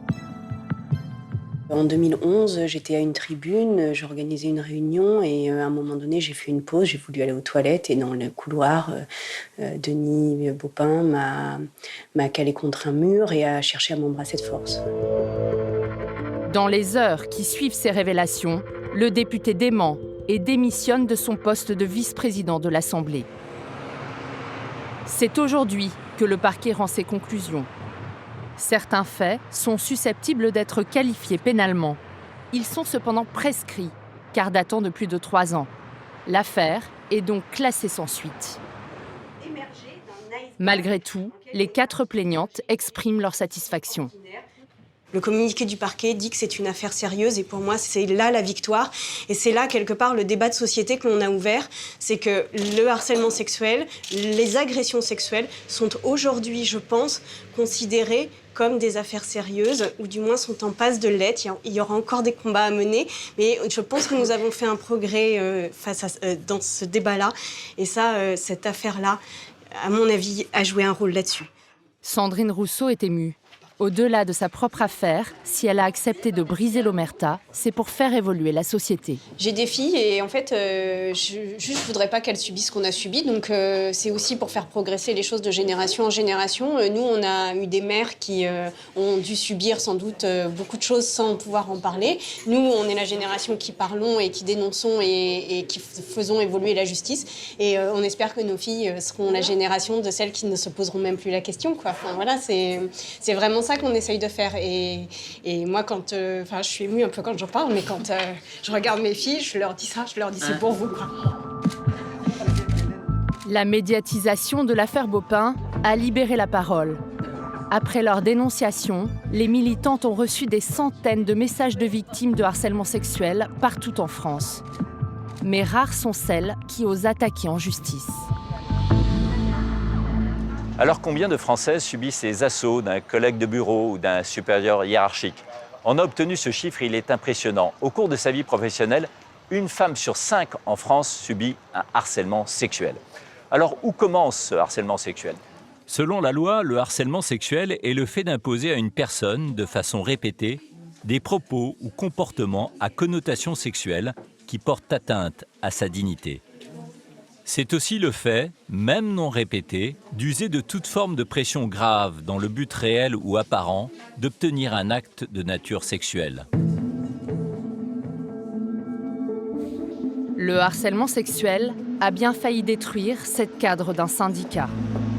Après 1 an et demi de dépression, Alice est parvenue à sortir la tête de l'eau. Aujourd'hui, elle est bien décidée à faire condamner son agresseur présumé. Elle a accepté de nous raconter son histoire. Nous allons la suivre dans son combat et tenter de retrouver des témoins de l'affaire. Alors là, on est devant le syndicat pour lequel j'ai œuvré pendant un peu plus de 18 ans. J'ai été victime d'un harcèlement sexuel qui a duré plusieurs semaines, qui est allé crescendo avec effectivement des gestes de plus en plus violents. Pendant 1 an, Alice travaille en bonne entente avec l'un des cadres du syndicat. Jusqu'à ce jour de juin 2015, lors d'un dîner entre collègues. Il faisait très chaud, j'avais mis une robe légère en soie, voilà. Et à un moment donné, je vais pour me lever à la fin du repas. Et je sais pas, j'ai fait un geste malencontreux, je suis retombée en arrière, donc ma robe s'est soulevée. Et alors là, il a dit rien, j'ai vu tes dessous, ils sont roses. Bon, voilà, tout le monde a ri, moi aussi, ça n'est rien de dramatique. Sauf que le lendemain, dans l'ascenseur, il me sort devant tout le monde, quand est-ce qu'on fait l'amour ensemble? Alors, c'est vrai que sur le coup, je l'ai pris un petit peu sur un ton humoristique. Et puis, en fait, il a commencé assez souvent à me provoquer sur ce sujet-là. C'est-à-dire, quand est-ce qu'on fait l'amour ensemble? Est-ce que tu aimes faire ça dehors? Est-ce que j'aimais la sodomie ou pas? Des choses un peu plus précises qui ont commencé vraiment à me gêner, là, par contre. Quelques semaines plus tard, lors d'une réunion syndicale, l'homme serait allé beaucoup plus loin. Alice raconte qu'elle était assise face à lui, entourée de plusieurs collègues. Et tout d'un coup, il s'est levé brutalement, sans dire quoi que ce soit d'ailleurs, m'a attrapé par les bras, m'a ceinturé, m'a soulevé, et je me suis trouvée plaquée sur la table avec tout son poids sur le corps, et son souffle dans le cou, et puis son membre en érection, voilà. Il est parti en hurlant et en rigolant. Le problème, c'est qu'il me les faut toutes, voilà. Et tout le monde était sidéré, j'ai pas d'autre mot, enfin moi la première d'ailleurs. Et j'ai pas eu de réaction. Je me suis dit, qu'est-ce qui m'arrive? C'est tout. Après cette agression, l'homme se serait mis à harceler moralement Alice pour qu'elle parte. Peu à peu, elle s'enfonce dans la dépression et pense même au suicide. Presque 1 an plus tard, Alice se décide à porter plainte. Elle cite aux enquêteurs 3 témoins directs de son agression, ceux qui étaient présents lors de la réunion. Mais aucun d'entre eux ne se souvient du moindre geste déplacé. Pour en avoir le cœur net, nous décidons d'aller à leur rencontre lors d'un meeting syndical. Nous reconnaissons l'un d'entre eux. Lors de la réunion où aurait eu lieu l'agression, cet homme était assis à la droite d'Alice. On a commencé à entendre parler de cette affaire. On était d'autant plus surpris qu'on a passé toute la journée ensemble. Franchement, on ne sait pas d'où ça sort. Voilà. Encore une fois, on se pose toujours des questions de à quel moment ça a pu se passer, puisqu'on a été toute la journée ensemble et nous sommes témoins d'aucun des faits qui sont remontés sur ce jour-ci. Par téléphone, nous parvenons à joindre le deuxième témoin. Lui aussi affirme n'avoir rien vu. Je me suis surtout pas mêlé de cette histoire. Et il y a 3 personnes, dont une femme, à avoir témoigné dans le même sens. Quant au troisième témoin, une femme, Alice a des souvenirs très précis de sa réaction au moment de l'agression. J'ai vu vraiment ses yeux bleu-vert, très ouverts. Enfin, elle était toute rouge, elle était effarée, quoi. Et je crois que c'est son regard qui m'a tétanisée autant que le reste. J'ai éprouvé une grande honte dans son regard, pour moi. Pourtant, ce témoin dit n'avoir rien vu non plus. Je ne peux pas témoigner sur quelque chose que je n'ai pas vu. À ma connaissance à moi, il n'y a pas de situation. Quand elle parle de réflexion salace qu'il lui faisait devant tout le monde, vous n'avez jamais été témoin de ce genre de choses? Non. Je ne vois pas en fait à quoi ça fait référence. Et parce que je trouve que c'est un peu délicat de parler de quelque chose qui concerne mon entreprise. Des témoins qui n'ont rien vu. Un adhérent du syndicat, qui connaît bien l'homme contre lequel Alice a porté plainte, a une explication. C'était le centre du monde, il fallait que tout le monde soit assisté. Et vous pensez que, vu sa personnalité, c'est quelqu'un qui a pu harceler Alice? Moi, je pense, oui. Personne ne témoigne. Comment vous l'expliquez, ça? Ça vous étonne, vous? Il a tenu son staff bien maintenu, les gens un peu sous la peur, un peu, voilà, autour de lui, hein, les gens le craignaient, quoi. Depuis, l'agresseur présumé d'Alice a démissionné pour raison de santé. Alors le syndicat aurait-il poussé l'agresseur présumé d'Alice vers la sortie? A-t-il cherché tout simplement à étouffer l'affaire, ce qui serait plus commode? Nous avons contacté les responsables de ce syndicat, ils n'ont pas voulu répondre à nos questions. Quant à l'agresseur présumé, il réfute les accusations portées contre lui, il a même porté plainte pour dénonciation calomnieuse. Alice tente de se remettre de ce traumatisme, elle attend avec impatience que la justice se prononce. Pour l'aider à se reconstruire, Alice a été prise en charge par un service d'aide aux victimes de harcèlement sexuel. Un service unique en France. Il a été créé à l'hôpital Saint-Antoine à Paris, il y a 4 ans, par le professeur Charles Peretti. Quelles sont les conséquences psychologiques sur les victimes d'un harcèlement, notamment dans le cadre du travail, un harcèlement au quotidien? Les conséquences, ça va être de l'anxiété, une baisse de l'estime de soi, une remise en cause profonde chez la victime qui ressent de la culpabilité, alors même que le harceleur devrait ressentir. Les rôles sont inversés. Une culpabilité par rapport à ce qu'il fait. Non, c'est la victime qui se dévalorise. Il y a un stress répété qui va aboutir à un état de stress prolongé, chronique, qui va confiner quasiment à l'état de stress post-traumatique, le même état de stress post-traumatique qui existe après les accidents, les agressions ou les attentats. Est-ce qu'il y a un profil type du harceleur dans le cadre du travail notamment? Alors, le harceleur est un homme, dans 99% des cas. C'est un homme souvent qui a une position hiérarchique élevée par rapport à la victime. Il y a souvent un narcissisme très important, voire parfois débordant, écrasant. C'est quelqu'un qui a tendance à collectionner des conquêtes, pour les mettre un peu à son tableau de chasse. Et il y a véritablement une emprise que le harceleur va avoir sur ses victimes. C'est souvent quelqu'un qui en impose, quelqu'un à qui il est difficile de dire non. Au traumatisme du harcèlement sexuel s'ajoute la difficulté pour les femmes de prouver les faits dont elles sont victimes. En général, il n'y a pas de témoins. Et lorsqu'il y en a, le plus souvent, ils se taisent. Pour les accompagner dans leur combat judiciaire, les victimes peuvent se tourner vers l'association contre les violences faites aux femmes au travail. l'AVFT est à l'origine de la première loi sur le harcèlement sexuel, en 1992. Bonjour Laure. Bonjour. Dans ces locaux du 13e arrondissement de Paris, une poignée de militantes comme Laure conseillent les femmes dans leur démarche pour obtenir justice. Les victimes qui appellent l'association la toute première fois hésitent souvent à dénoncer leur harceleur.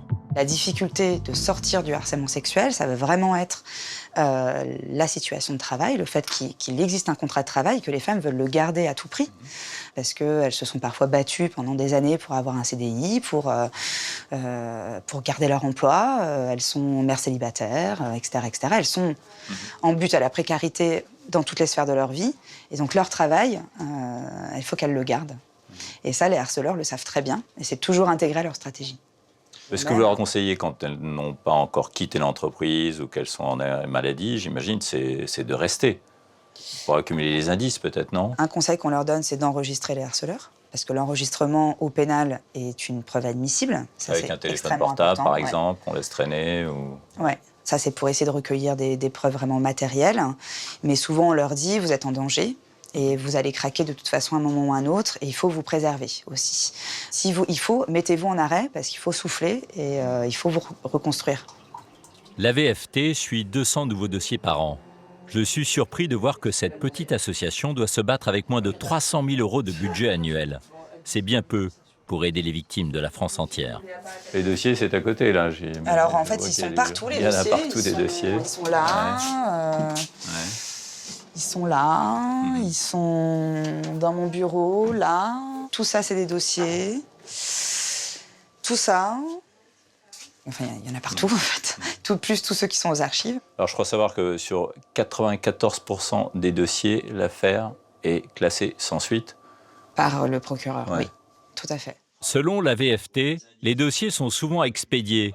La police n'a pas le temps de mener des enquêtes complexes au sein de l'entreprise, de retrouver d'autres victimes sur les anciens lieux de travail du harceleur. Alors depuis 2012, je crois qu'on a eu 4 renvois devant le tribunal correctionnel pour harcèlement sexuel. Depuis 2012 Depuis 2012, oui. Mais c'est rien. C'est rien du tout. Je sais pas quoi vous dire. Non seulement les poursuites pénales sont exceptionnelles, mais en plus la peine maximale encourue est de 2 ans de prison. C'est moins que pour un vol. Une fois de plus, notre société fait preuve d'une grande tolérance à l'égard de ce fléau.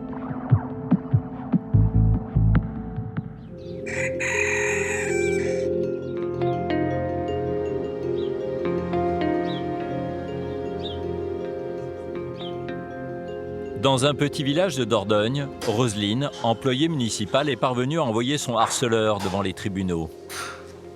Dans quelques heures, elle connaîtra la décision de justice. On va voir ce bon petit café, puis après. Oui. Ouais, ça va. Toi aussi? Oui, bon. Pas trop, mais bon, ça ira. Pour Roselyne et son mari, c'est l'aboutissement de 2 ans de procédure. Bon, là, je viens de prendre un petit comprimé pour me détendre, donc j'espère que dans 1 heure, ça ira beaucoup mieux. Mais bon, c'est beaucoup de stress. Déjà de le voir, lui, s'il y est, ça c'est ma grande appréhension, la plus. Puis après, le verdict, voilà. Est-ce qu'il va être reconnu réellement coupable? Dans ce village de 250 habitants, tout le monde se connaît. L'homme contre lequel Roselyne a porté plainte est en fait un ami d'enfance. Entre eux, tout bascule en 2014 lorsqu'il est élu maire de la commune. Roselyne est sa secrétaire. 2 mois après son entrée en fonction, il commet l'irréparable. Il s'est mis derrière mon dos et j'avais un t-shirt un peu décolleté et qui laissait voir un grain de beauté à la naissance de ma poitrine. Et il me dit, tiens, tu as un grain de beauté. Et il met sa main sur mon grain de beauté. Et là, il descend sa main sur mon sein gauche.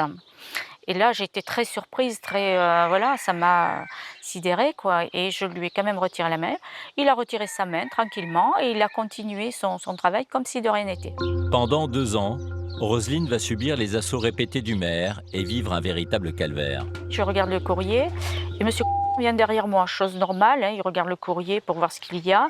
Et là, il se met à m'attraper et il passe sa main sur mon sein et l'autre main entre mes cuisses. Et là, il remonte. Donc là, violemment, je l'ai repoussé.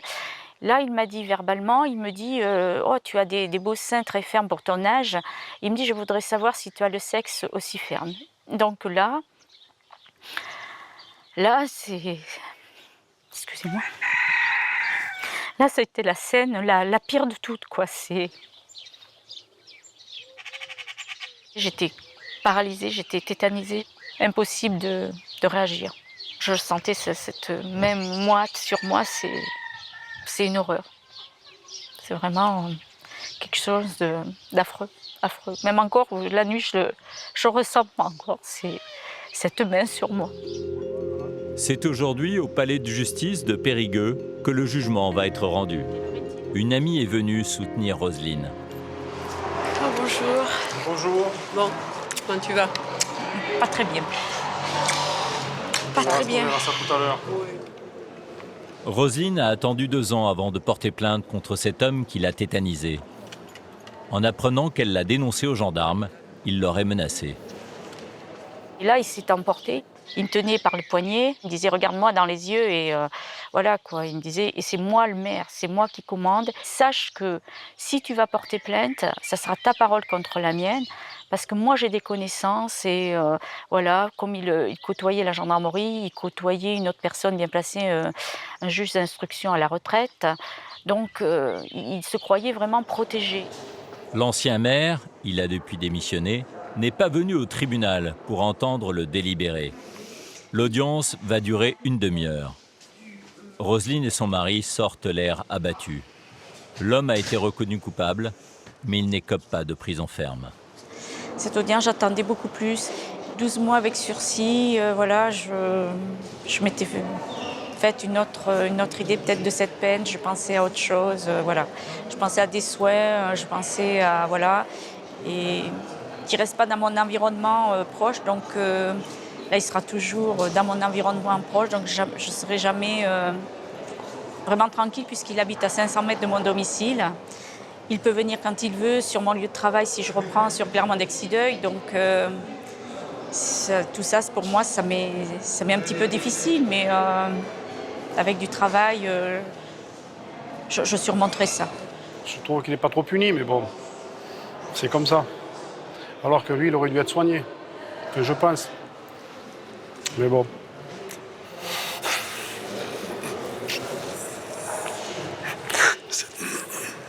C'est très dur.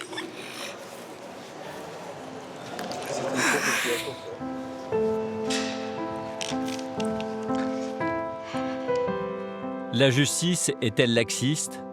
Pas de prison ferme, aucune mesure d'éloignement pour celui qui a détruit une partie de la vie de Roselyne. Malgré tout, elle ne regrette pour rien au monde d'avoir dénoncé son agresseur. C'est sûr que c'est difficile, c'est sûr que c'est des épreuves de la vie très très dures, mais bon, il faut le faire, il faut le faire. Je pense qu'après, ça permet aussi de guérir, de passer à autre chose. Sinon, si on ne le fait pas, on ne peut jamais passer à autre chose. Ça ne doit plus être un sujet tabou, qu'il faut en parler, il faut le dire, il faut porter plainte, quoi. Le harcèlement sexuel concerne toutes les catégories sociales et toutes les tranches d'âge. Mais depuis quelques années, dans certains quartiers, un phénomène nouveau est apparu.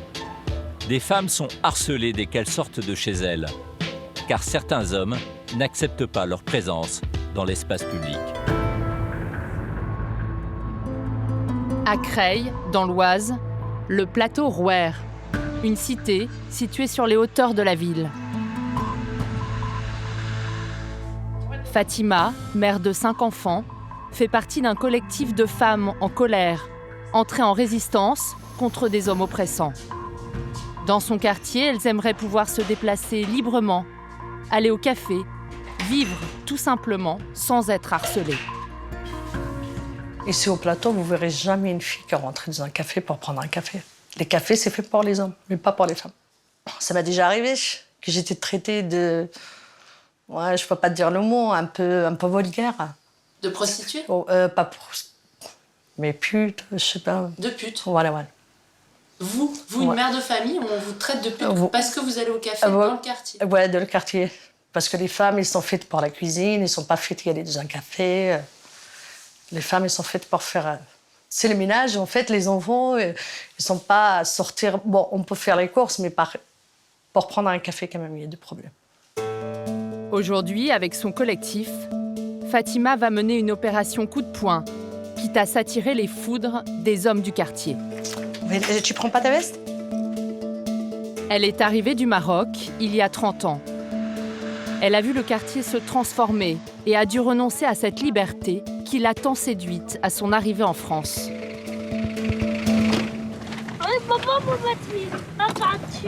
Moi, je me rappelais qu'on arrivait en 89 et ici, c'était pas la même chose. Hein. C'était pas la même mentalité, c'était pas la même... Je voyais comment ils vivent, les gens, tout ça. Je me suis dit dans ma tête, c'est super, je peux faire qu'est-ce que je veux, moi aussi. J'étais habillée normal, en fait. Voilà, un jean, une petite veste, j'avais pas de foulard. À l'époque, vous n'aviez pas le voile dans la rue? Non. C'est le voile, je commence à le mettre, comme ça a commencé, on va dire 2005. Hein. Pour, voilà, il n'y a personne qui me met. Il n'y a personne qui me met. À partir des années 2000, Fatima a vu les femmes du quartier se couvrir la tête les unes après les autres. Alors, elle a adopté le code pour échapper aux remarques des hommes. La cité idéale, c'est la liberté. Voilà, qu'on trouve la mixité et puis la liberté, quoi. Et puis voilà, tu sais qu'on est dehors, on n'a pas à avoir peur, on va se cacher. Voilà, on vit librement, en fait.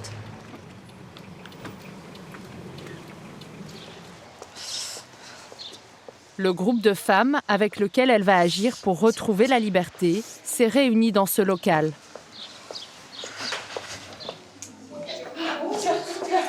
Bah là, on est arrivé, là, je sais plus ce que je vais mettre à l'aise.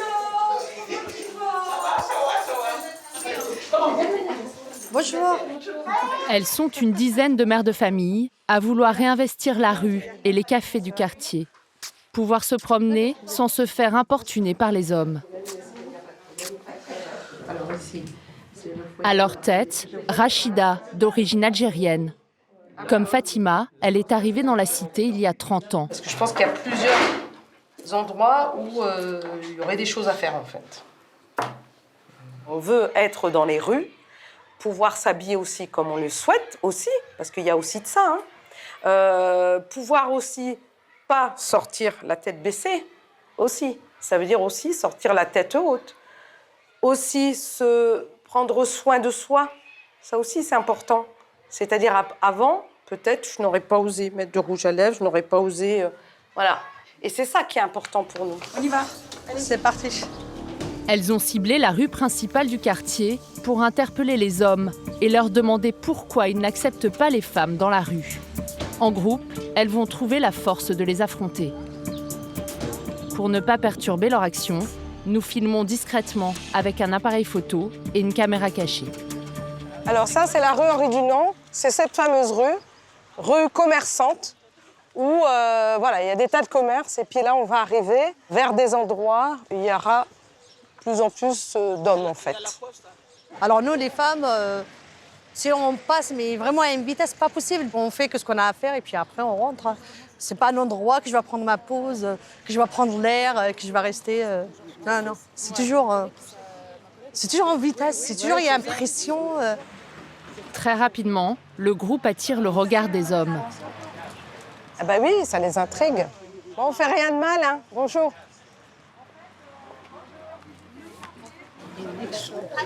Alors là, c'est pareil, un petit salon de thé, c'est que des hommes. On aimerait bien trouver une petite cafétéria ou quelque chose pour discuter, pour opposer, entre les femmes, c'est bien. Voilà. La présence de ces femmes dérange. Sur les trottoirs, des groupes d'hommes se forment et les suivent. Vaut mieux continuer. Bon, on va continuer. Alors, on est surveillés et archi-épiés. On est suivis. Vous voulez participer? Oui, on est en train d'expliquer un petit peu dans la rue que voilà, qu'il n'y a plus beaucoup de femmes comme avant, on trouve. Vous n'êtes pas d'accord? Ouais, non? Peu de femmes dans les rues et aucune dans les cafés. Un café, c'est pas pour voilà, ça va en vacances, je vais en vacances. Moi, je suis déjà parti avec ma mère, on va, on se pose juste en c'est pas grave. Mais ici, sur le quartier. Ici, on est au plateau, ouais, on est en haut de Creil. Ouais. Ici, la communauté, c'est plus une communauté musulmane. Ouais. C'est plus des gens qui croient. C'est pas des gens, ils boivent des bières à volonté sur Paris, des cocktails. Ils préfèrent rester avec leurs enfants dans des parcs. D'accord. Sécurisés, où ils peuvent discuter entre copines, s'amuser, etc. Ils vont dans un café. Nous, dans la religion musulmane, les femmes et les hommes ne peuvent pas se mélanger. J'ai une certaine pudeur qu'ils ne peuvent pas. Ah bon? Ils peuvent pas, c'est comme ça. C'est depuis des millénaires. Un autre homme va plus loin. D'après lui, le problème viendrait des femmes elles-mêmes. C'est interdit nulle part ici pour les femmes. On n'a pas dit que c'était interdit. Donc peut-être c'est eux-mêmes qui s'imposent cette interdiction. Non, c'est eux-mêmes qui s'imposent cette interdiction et c'est eux-mêmes qui construisent ce bouclier. Il est interdit pour quelqu'un qui respecte sa foi de pénétrer dans un endroit comme ça. Alors il n'y a pas de problème de l'homme. Déjà pour commencer. Vous voyez l'amalgame, exactement, c'est la culture de la femme. C'est la culture. Dites, son mari va accepter qu'il va dans un café. Elle-même va pas l'accepter parce que c'est contradictoire avec sa morale religieuse, vous voyez. Un seul homme prend la défense des femmes. C'est une mauvaise compréhension, je suis musulman, je suis pratiquant. Je viens de dire que si je vois une femme rentrer dans un café boire un café, il n'y a aucun mal. Donc pourquoi je viens interpréter tout de suite ça comme un mal ou une provocation de la femme parce qu'autour il y a des hommes. Elle peut venir boire son café et partir. On ne doit pas avoir cette mauvaise compréhension, on doit être justement ouvert d'esprit. Et ça, c'est le jeune que vous avez ici, il a dit n'importe quoi. Ici, ce quartier, ça veut dire n'importe quoi. C'est-à-dire quoi, les femmes d'un côté, les hommes d'un côté, non. Et pourtant, dans les faits, il n'y a effectivement pas de femmes dans les cafés du quartier. Bah là aussi, voilà, café d'hommes, là, il n'y a que des mecs. Et ben moi, il y a plusieurs années, je faisais des courses là-bas, à l'épicier, sans problème. Ah ouais. Maintenant, j'y vais plus. Ça fait 10 ans, j'y vais plus. Mais là, vous pourriez y aller. Alors qu'avant, j'y allais. Vous pourriez vous installer là-bas, en gros. Ouais, mais on risque d'avoir, je dirais même des ennuis, quoi. Dire qu'est-ce que vous êtes venu faire ici, ça se fait pas. Des femmes qui viennent, ah oui, ça, surtout là. Ah bah oui. Soudain, un homme s'emporte. D'accord. Mais on fait le tour de la rue. On fait pas des... Non, pas du tout. Pas ça, on suit une association. Mais c'est quoi votre association là? Vous voulez mettre... Ils sont d'ici, ils sont de Creil. Ah mais vous voulez que nos mères boivent des cafés avec des hommes, c'est ça votre association? Je sais pas, il y a des gens qui sont venus nous dire ça. Vous voulez que nos mères maintenant se posent avec les hommes? Mais non, mais c'est ils sont pas soumises nos mères. Elles sont là, ces dames. C'est là vos mères. Arrêtez de ramener votre mentalité de français ici, parce qu'ici tout se passe bien, tout est bien. Nos mères elles vivent bien. Alhamdoulilah, on respecte nos mères, tout le monde respecte. C'est quoi? Vous voulez que nos mères elles se posent avec les darons boire des cafés ou quoi? Nous, comme ça, on n'est pas éduqués comme ça. Ramenez pas votre éducation ici. Ici, tout se passe bien, ça a toujours été comme ça. Voilà, ça donne un aperçu.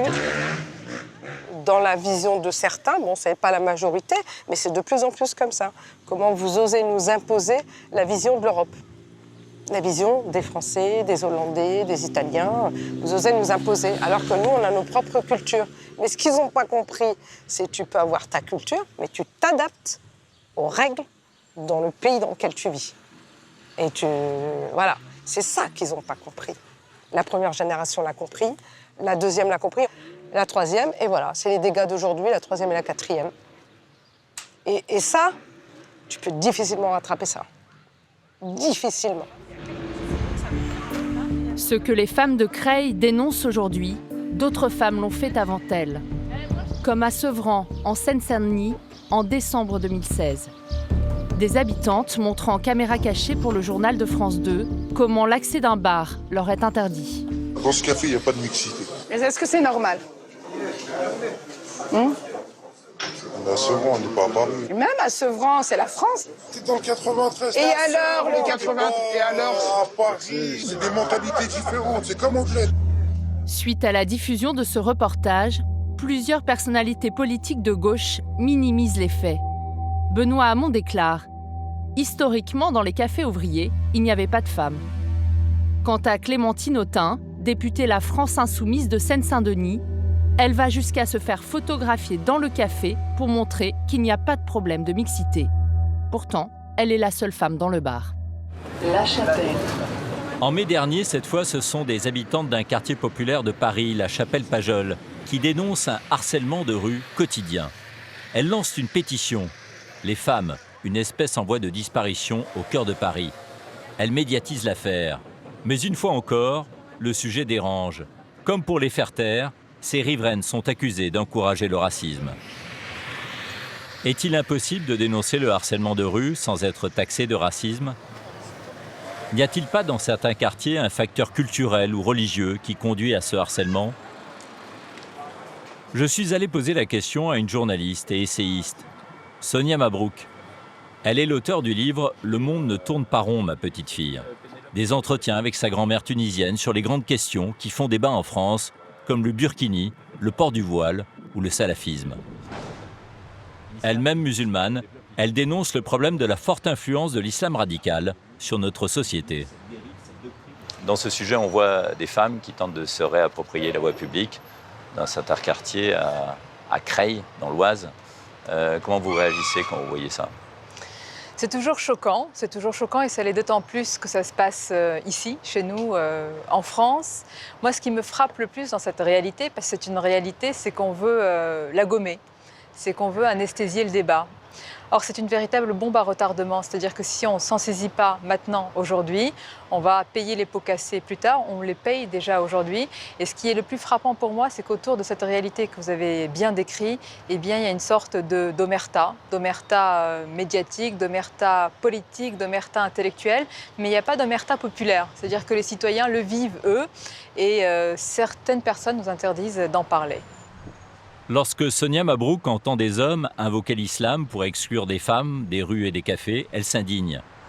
Moi, je suis aujourd'hui au XXIe siècle, moi et d'autres, on porte une religion qui aujourd'hui peut totalement s'adapter, aux valeurs de la République et au siècle dans lequel nous sommes.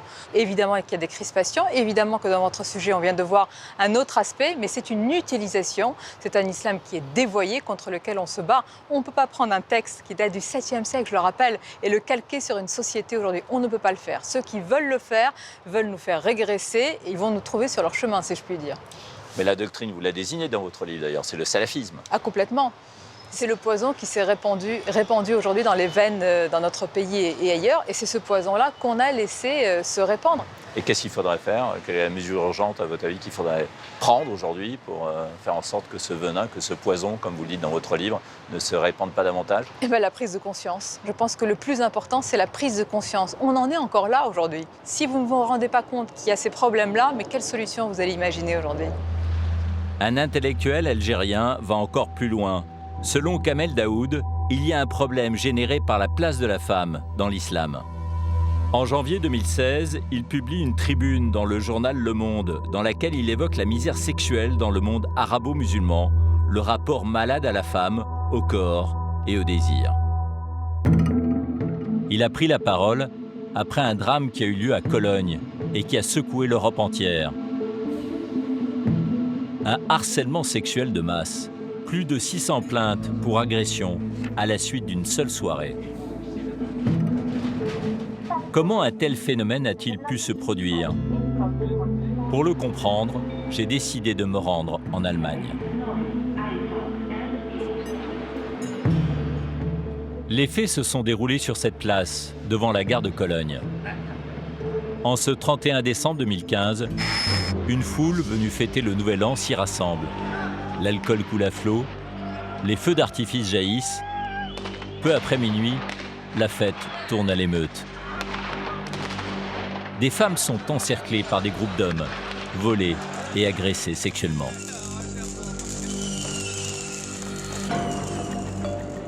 Parmi elles, il y a Kathleen, une étudiante américaine installée à Cologne.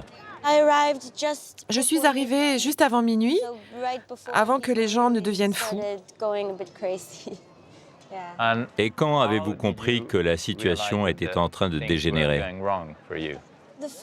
Quand je me suis retrouvée séparée de mon petit ami, j'ai pensé, bon, ok, c'est juste parce que les gens sont en vacances, ils se lâchent, mais quelqu'un m'a arraché mon chapeau, m'a attrapé le visage, il commençait à être un peu agressif. Est-ce que quelqu'un a essayé de vous embrasser ? Oui, sur mon cou aussi, et il a attrapé mon visage, ma tête, je l'ai repoussé, j'ai vu un petit passage et je me suis enfuie. Dans les semaines qui suivent, les militants d'extrême droite pointent du doigt les migrants tout juste arrivés en nombre. En 2015, l'Allemagne en a accueilli 1 million, dont 200 000 uniquement dans la région de Cologne. Mais l'enquête de police va démentir les affirmations de l'extrême droite allemande. Sur les dizaines de suspects identifiés, la plupart sont originaires du Maghreb et pas de Syrie, d'Irak ou d'Afghanistan. Il y avait surtout des Marocains et des Algériens. Nous avons pu identifier des immigrés qui vivaient et travaillaient en Allemagne et qui avaient déjà commis des délits. Dans la société allemande, l'origine maghrébine des agresseurs a suscité le malaise. Faut-il en parler? De peur d'alimenter le racisme, des féministes ont refusé d'aborder ce sujet tabou, à l'exception notable des femmes du journal Emma. Le mouvement féministe en Allemagne est très divisé sur ces questions, et notamment sur l'appréciation de ces événements du 1er de l'an à Cologne. Étonnamment, oui. Il y a un groupe de féministes qui refusent de dire qu'on a un grand problème. À chaque fois qu'on dénonce des faits, elles crient au racisme. On a parlé avec une femme dont toute la famille a été entourée sur la place à la gare. Sa fille a été agressée. Le lendemain, elle a écrit sur Facebook ce qui était arrivé. Elle a tout de suite été traitée de raciste. Voyez un peu le climat. Les féministes du journal Emma ont vu dans ce drame un message adressé aux Allemands. Pour eux, la femme ne doit pas être dans la rue. Si elle se promène seule dans la rue, c'est que c'est une traînée. La rue appartient aux hommes. La femme ne doit pas apparaître dans les lieux publics. C'est exactement ce qui s'est passé sur la place Tahrir en Égypte. Quand des femmes sont sorties pour manifester, elles ont été victimes d'une agression de masse. Ces agressions visent à rappeler les règles. Les femmes, vous devez rester à la maison. L'autre message s'adresse aux hommes. Vous n'avez pas pu protéger vos femmes. Il y avait aussi un message envoyé à l'État. Les policiers n'ont pas su vous protéger non plus. Ça a été un événement avec une très forte symbolique. Ces agressions collectives, comme celle de Cologne ou celles qui sont survenues sur la place Tahrir en Égypte, portent un nom en arabe. Le Taharouch Jamaï. À chaque fois, c'est le même scénario. Un groupe d'hommes s'attaque aux femmes dans une foule, comme si elles étaient des proies. Cela s'est aussi passé au Maroc, à Tanger cet été. Une jeune femme en débardeur se fait poursuivre par des dizaines d'hommes. En réaction à ces agressions sexuelles au Maroc, des femmes ont manifesté au mois d'août.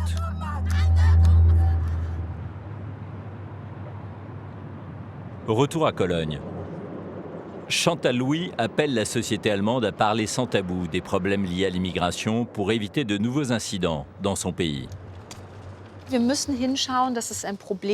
Lorsqu'une grande quantité d'hommes arrivent de l'étranger, de pays dans lesquels les femmes sont considérées comme des citoyennes de seconde zone, il faut faire en sorte que quand ils arrivent chez nous, ils ne véhiculent pas cette image de la femme. En France aussi, le drame de Cologne a créé un débat. La plupart des féministes ont préféré se taire par peur de stigmatiser les musulmans. Indignée, Elisabeth Badinter dénonce ces féministes dans le déni. Elles sont dans l'injonction de faire silence, sous peine, disent-elles, d'alimenter le racisme. Le féminisme, depuis une dizaine d'années, a pour objet la lutte contre les violences faites aux femmes. Ce que cette affaire de Cologne a démontré, c'est que quand ce sont des étrangers qui sont en cause, alors les priorités changent.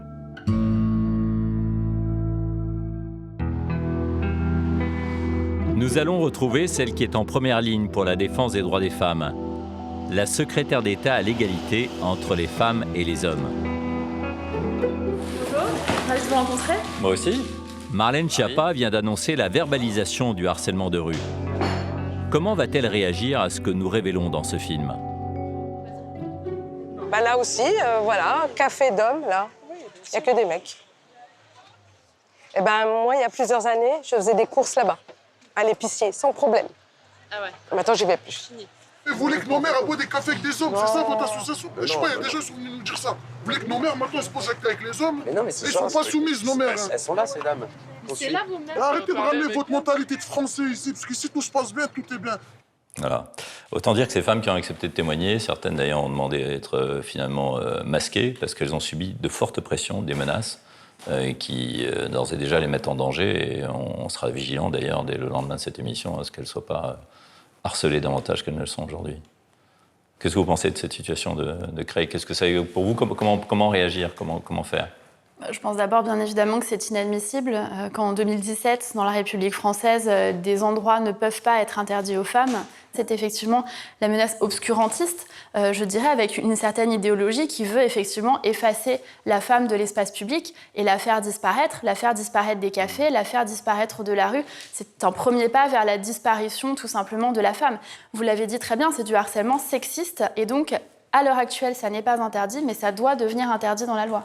Vous avez annoncé donc une loi contre le harcèlement de rue qui va donc être contraventionnalisée, je crois. Alors, on est en train de travailler au contour, effectivement. D'accord. Et quand est-ce qu'elle aboutira? Enfin, quand est-ce qu'elle va passer, cette loi, à votre avis? Vous pourrez la présenter au Parlement? Mais j'espère, prochainement, on est en train d'y travailler. Là, ce travail doit être fait sérieusement, en associant toutes les personnes concernées. Donc, il nous prendra quelques mois.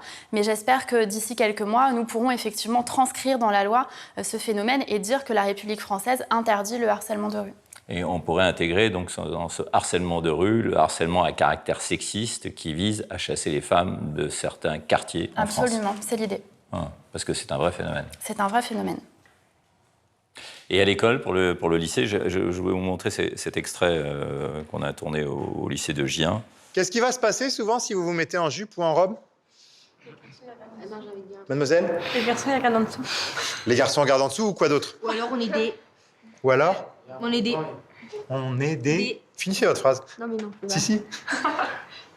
Qu'est-ce qu'on est quand on met une jupe ou une robe? On est des putes. Ouais. Donc, qu'est-ce qu'on fait? Bah on se plie à la règle. On se plie à la règle, on en met de moins en moins.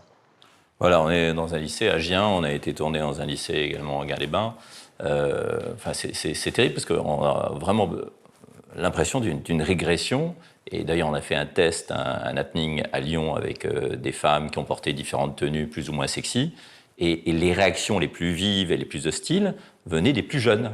C'était impressionnant. Donc je crois qu'il y a un vrai travail à faire en matière d'éducation. Qu'est-ce que vous comptez faire là-dessus? Oui, absolument. Il y a un véritable travail à mener. Moi, vous savez, avant d'être au gouvernement, je fus une adolescente dans un collège en ZEP et j'ai souvenir que nous ne portions pas de jupe non plus pour les raisons qui viennent d'être très bien décrites par cette jeune fille. Il n'y a pas si longtemps. Je ne sais pas, vous êtes trop aimable, je ne sais pas si c'est véritablement quelque chose d'actuel, s'il y a une régression ou pas. Ça serait intéressant de le mesurer.